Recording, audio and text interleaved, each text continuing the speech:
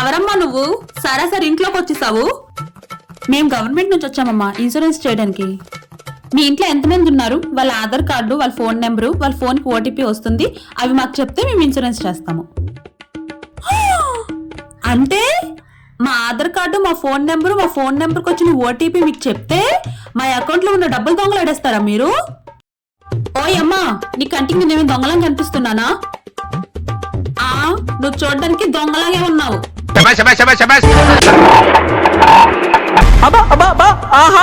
నేను నిజంగానే ఇన్సూరెన్స్ చేయడానికి వచ్చానమ్మా. సరే గాని ఇన్సూరెన్స్ దేనికి ఉపయోగపడుతుంది? ఇప్పుడు మీ ఇంట్లో ఎవరైనా చనిపోయారు అనుకోండి, అప్పుడు అంటే మా ఇంట్లో వాళ్ళందరూ చచ్చిపోతే నువ్వు ఆనందపడతావా? డబ్బులు మొత్తం తీసుకుంటావా? ఇది విన్నారా ఎదురింటి పిన్ని, పక్కింటి అక్క? ఆపమ్మా, నువ్వు ఓవరాక్షన్. నీకేమైనా షుగరా? నీకెలా తెలుసు? తెలుస్తూనే ఉందిలే. చెప్పేది పూర్తిగా వింటారా? మీ ఇంట్లో ఎవరైనా చనిపోతే వాళ్ళకి ఎవరైతే నామినీగా ఉంటారో వాళ్ళ అకౌంట్లో డబ్బులు పడతాయి, అంతే. నాకు కాదు. అవునా? అయితే మా మావయ్య ఉన్నాడు, చంపిస్తే డబ్బులు ఇస్తారా?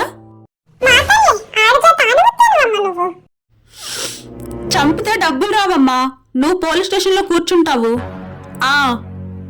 అయినా అనుకోకుండా చనిపోతే డబ్బులు వస్తాయి. యాక్సిడెంట్ లేదంటే గుండె నొప్పి ఇలా చచ్చిపోతే డబ్బులు వస్తాయి అమ్మా, చంపితే కాదు.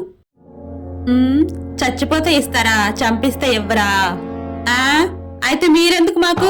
వెళ్ళండి. ఇన్సూరెన్స్ వద్దు, ఏమీ వద్దు. నీళ్ళు బాగుపడదు నువ్వున్నంత వరకు.